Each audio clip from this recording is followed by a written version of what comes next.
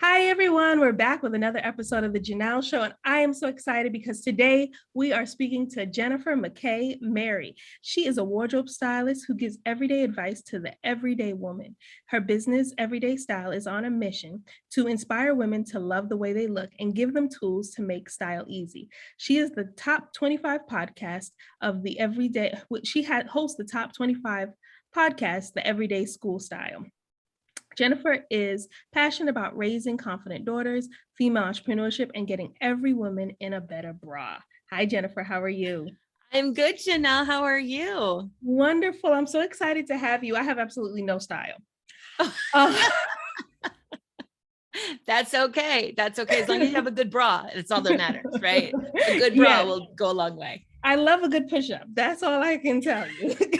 Good for you. Good for you. Get the girls where they're supposed to be, right? Exactly. Enhance what I have. Okay. Yes. So tell me, how did you become a wardrobe stylist, Jennifer?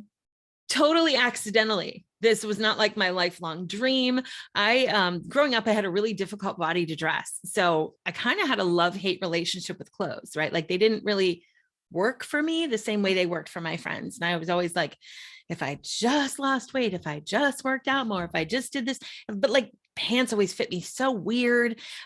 So I grew up not wanting to love style, but not really loving it. It was always really just difficult for me. Then in 1999, 2000, I traded food for fashion. My early career was spent in corporate training, opening restaurants around the country. I traded food for fashion. I went to go work for Chico's. And the first day of my new employment, they taught the 4 body types, how to dress each one. And I was like, oh, I'm not weird or malformed. I'm just an apple and it's okay. And I learned how to buy pants that worked for me. I learned what to work for. And like my love affair with helping women feel good about themselves through style was absolutely on. So I spent time in management and training at Chico's, and then same thing at Gap Maternity, another chain of higher end boutiques. And after I had my first daughter, I stayed home. I'm a terrible stay-at-home mom. I need like people. Wait, how are you a terrible? We got to stop. How are you a terrible stay-at-home mom? How do you do that terribly? I don't love it. That's how you do it. I mean, like was my kids were clothed and fed and loved and all those good things. Like I wasn't fulfilled, I don't like going to the park is such a chore. I did not love. So I wanted to do something that I could be with my girls, but at the same time have something for myself. And randomly, I decided to start a wardrobe styling business. A friend of mine had asked me to come speak to her mom's group about how to dress body types. She knew my background and I did. And people were like, can you dress me? Can you come shopping with me? And I was like, hold up, that's a business. Like, I think as women, so many times we don't understand that what we're really good at, other people aren't. We don't see it as a gift. And the way that the women asked the question, I was like, wait, this is a gift and I can do something with this. So I started my business with $100, like on a whim. Like if I lose $100, okay, that's fine. And I paid someone on Craigslist, some random dude, $50 to make the ugliest logo of all time. And then with the other 50, I grabbed a domain and put up the ugliest website of all time. But I just put my message out there that like dressing your body doesn't have to be that hard. Like there's a formula to it, and getting dressed in a way that makes you feel good really makes your whole life better. And so we're coming up on 10 years that I've had my business in one form or another. Wow. Congratulations. I love it. I also love that you jumped on Craigslist because I know back in the day, I used to love Craigslist. People are like, oh, it's so dangerous. I'm like, I'm on there every day, all day, getting all kinds of stuff. What? I used to love that.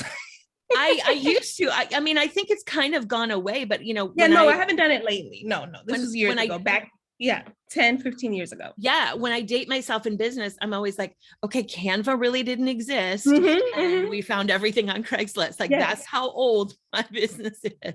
Yes. I traded for my first logo off of Craigslist. I was like, there you go. There you go.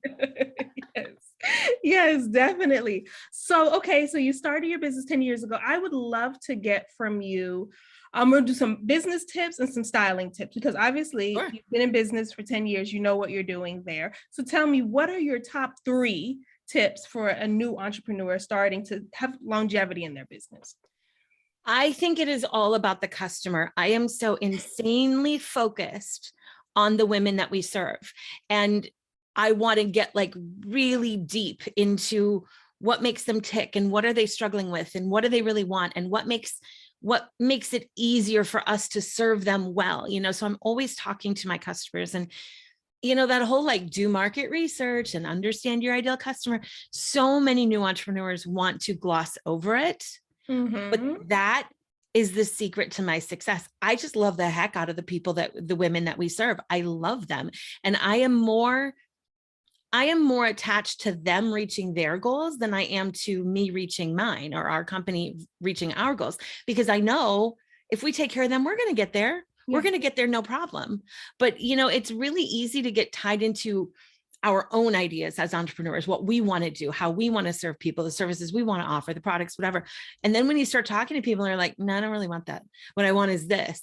Give them that. Give them that. If it feels good to you and authentic to you and all that good stuff, give them what they want and just be passionate about them. The other thing that I say all the time is start ugly. Just start ugly. Start small, start slow, start badly. Just start ugly. The only thing there is in business is having an idea, putting it out there, testing and refining and making it better. But often we don't want to put it out there until it's perfect. Yeah. And by the time it's perfect, it's like Craigslist. That was 15 years ago. We're not doing that anymore, right? Like you gotta just start. And I love the story that I had the world's worst logo and the world's worst website. And yet I was booked all the time. Like I didn't have time to make my website better, because what was at the heart of it was just me serving women, me serving the people that I'm here for. So just start ugly. You'll get better. Yeah, so many times we spin in perfectionism, right? I'm guilty of it myself. Like, oh, this, I can't do it. I'm guilty. Yeah. So just getting it done. I love that. Thank you so much for that. Okay, and now for the styling tips. So you always hear like, buy this classic piece, buy this class piece, and then you can kind of mix and match. And so give us some tips.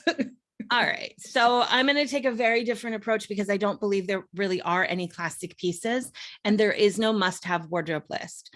Because if we look at every wardrobe must-haves, it has like a white shirt, the classic white shirt.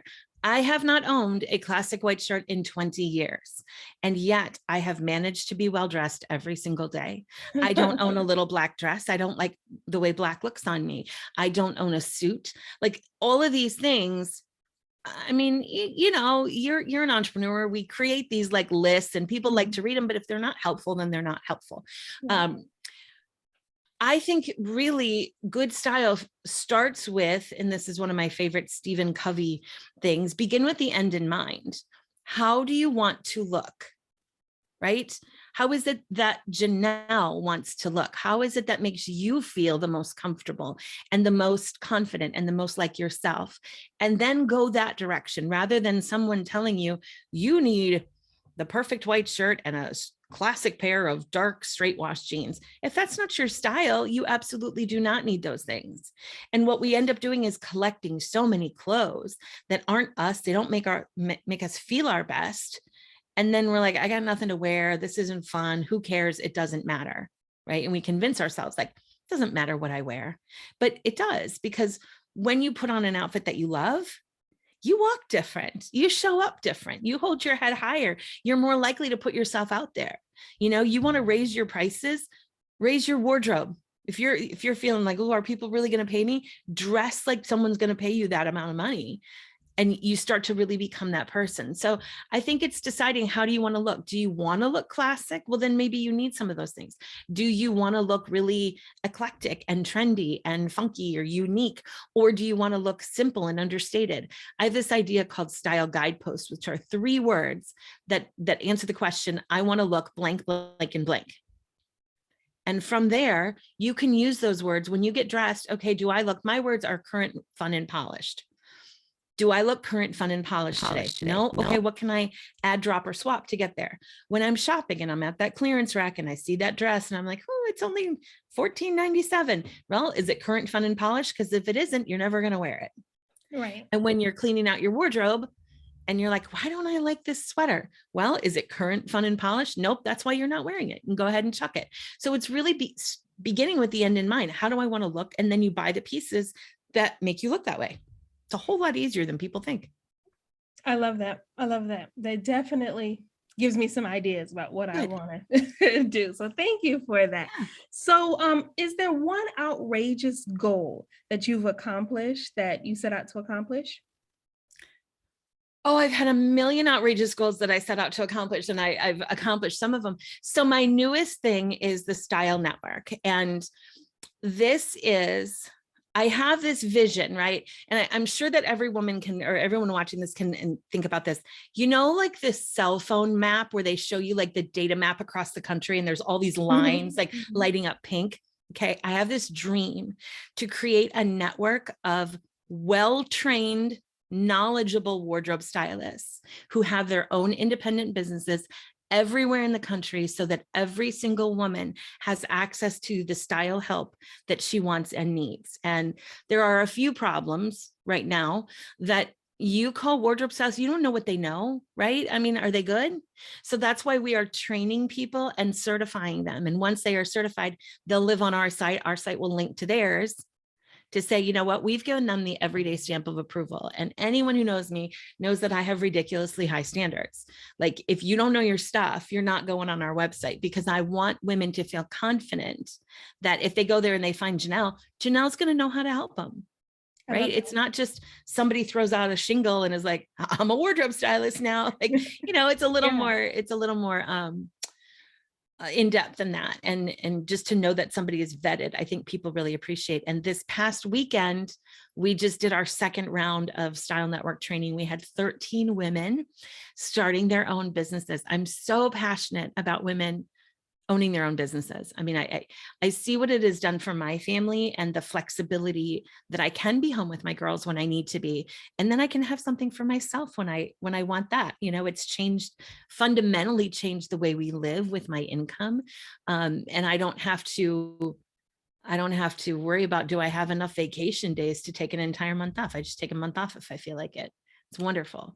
It's the best thing. It is. And I want that for a lot of women. So, our goal with the Style Network is really twofold: to help the women who are struggling, who feel like it's their fault that they don't like the way they look. It's not you, it's the clothes, right? So we want to help them. And then we also want to help launch the businesses my goal is 500 women over the next 5 years. Wow. Congratulations. Yeah. That's great. When is the Style Network going to be live to consumers? So we actually have 2 rounds of training. So we've done 2 rounds of training. We have 25 stylists who are working on their certifications. And I mean, I'd love it if they got done soon. I want to get them out there, but they have to do at least 6 practice clients, 30 hours. They have to, there's an exam. So they're all working on it right now, but we've got our first 25. Wow. That's intense. Yeah. It is. But you know what? I feel like there is an issue with value in service-based businesses right now, right? Like anybody can just throw up a website, call themselves an expert, and charge whatever they want. And I feel like we are really serving people poorly in a lot of industries. Yeah. Right? Like I just want to be an expert. Now I am. Well, that's great. But you're charging people a lot of money. So I want my women to charge whatever they want to charge, but I want them to deliver incredible value. And that's why the process isn't easy, but I want people to feel confident and secure paying those women, knowing that it was not easy to get there.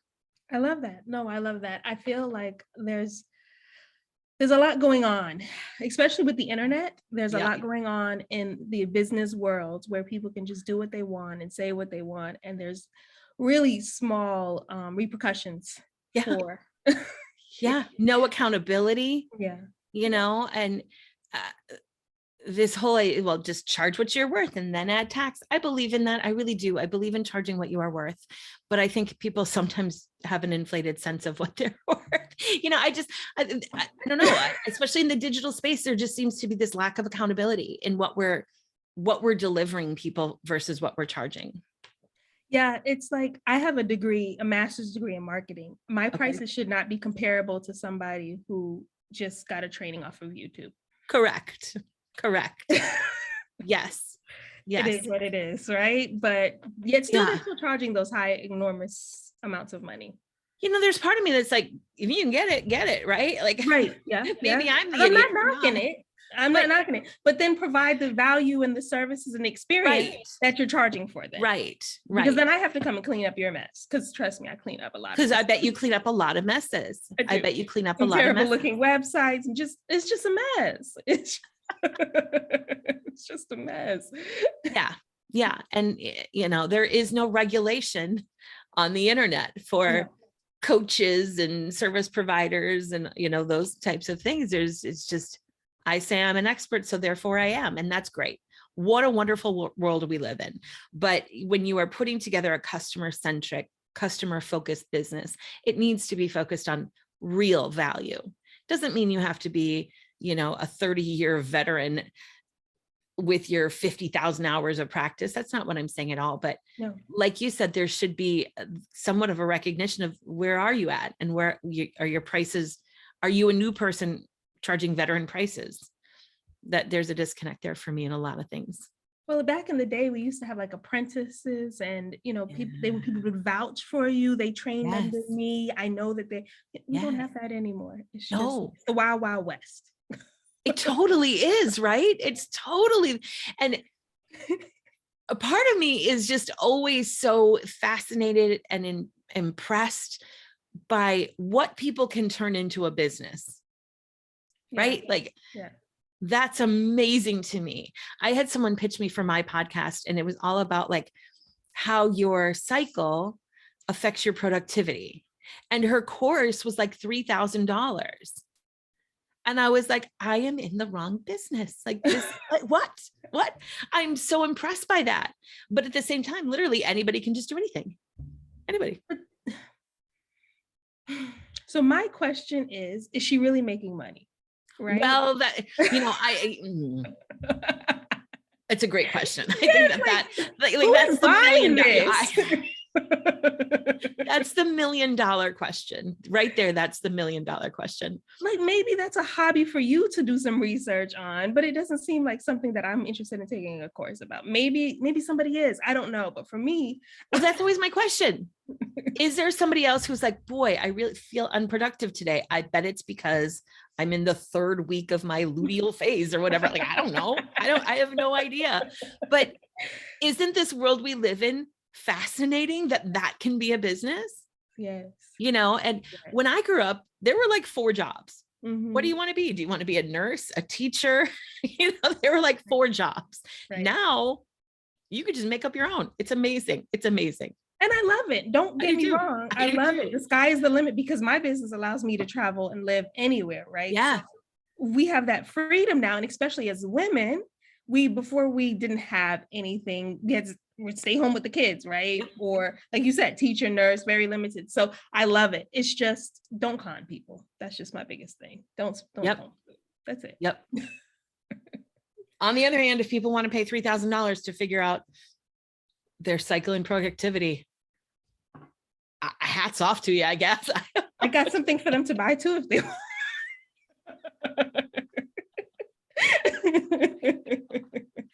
Knocking her at all. I'm not knocking her at all either. I'm not. I'm actually really impressed by it because my mind is still kind of like, here is a tangible thing I know how to do. This is the value that you get, right? Mm-hmm. Like I still have a little bit of, I don't know, maybe old school mentality where I don't know.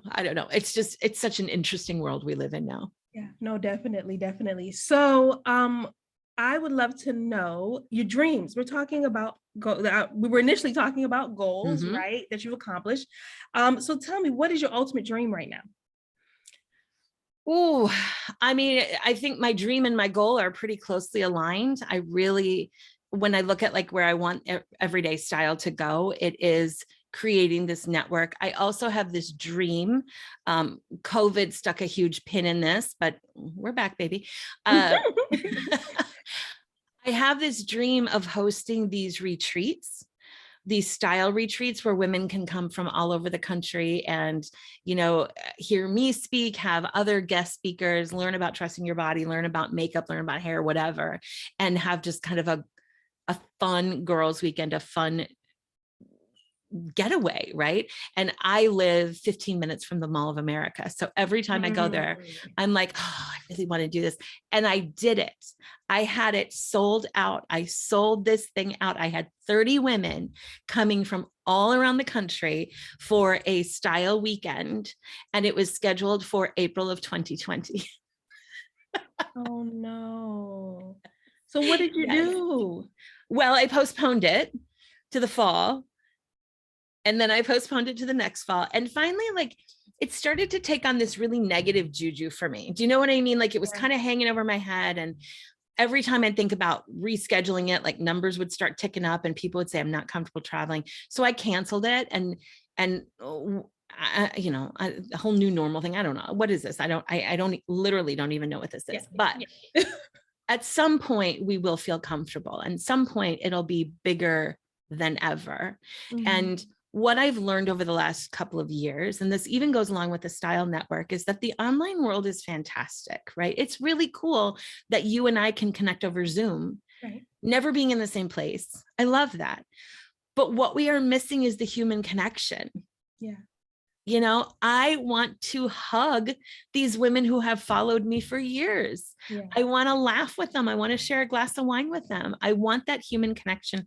And I think other women want that too.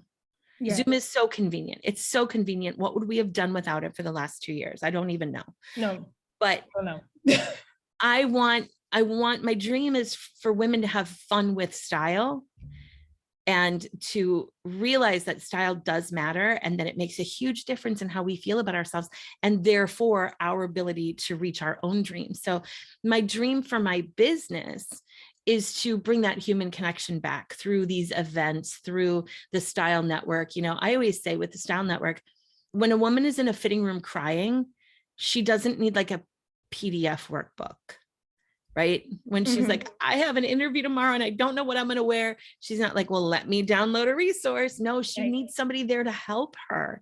And that's what I want. And my dream, I always think about, like, if one person goes through a program, what's the impact? That woman feels better, right?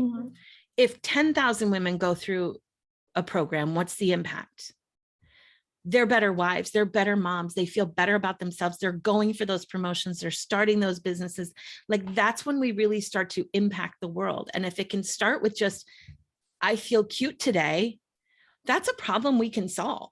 There are so many problems we can't solve, but we can fix pants. That one's actually pretty easy. So that's my dream. My dream is that women feel really good about themselves and have this connection and start having fun with style again and realize that it's not frivolous. I love that. I love that. Thank you so much for all of this. This has been wonderful. A book. I always ask my guest about your favorite book or a book that has inspired you. I love to read. I try to read a book a week. So yes. That is impressive. That is impressive. Okay, so I'm going to give you sort of my favorite self-help development book first. It is Playing Big by Tara Moore. I don't know if you know this one. So her whole premise is, and I have struggled with this along my career journey, women play small, right? We don't ask for a seat at the table. We're afraid to speak up. We listen way more to our inner critic than our inner mentor. And it's about playing big. It's about going for what you want and not being afraid to ask and not being afraid to take up space and listen to your inner guide, your inner mentor, more than you listen to your inner critic. And I wish that she would write kind of a companion book for younger girls, because I feel like if we could nip that in the bud before we have to undo it, I feel like girls would be in a much better place. Right. Right. If we could stop that before it becomes an issue, I think that would be important. So that is my favorite self-help. It's really changed a lot of things for me. My favorite personal book is A Thousand Splendid Suns I've heard by, of it. Khalil Hosseini, I believe. I Mhm. was reading it at stoplights. I could not put this book down. Really? Yes. And I cried. And then my 13-year-old recently was like, what should I read? And I was like, oh, you have to read this book. And she's like, Mom, it's the first book I've ever cried at. It's so beautiful. It's so worth a read. It is so worth the read. So Okay. there's something for your mind and your soul. Thank you. This is wonderful. I haven't had a good cry book in a long time. So Oh, this one will do it for you. It'll do it. I'm looking forward to Good. it. Well, thank you so much for being here with us, Jennifer. Where can we reach out to you if somebody wanted to do your program, they wanted to hire you, where should they go to find out more information? They can go right to my website, which is youreverydaystyle.com. You can find me on the socials, all the socials at Everyday Style with Jen. And my podcast is the Everyday Style School. And I tell people that my show teaches you everything your mom never did about getting dressed. I love that. I'm going to check it out. Thank you so much, Jennifer. And all of her her links are going to be down in the show notes below. Jennifer, thank you so much for being here with us today. Thank you so much for having me. This was so much fun. Yeah, no, it was fabulous. You guys have been listening to The Janelle Show, and we are here every day, Sunday at 10 a.m. You guys have a great day.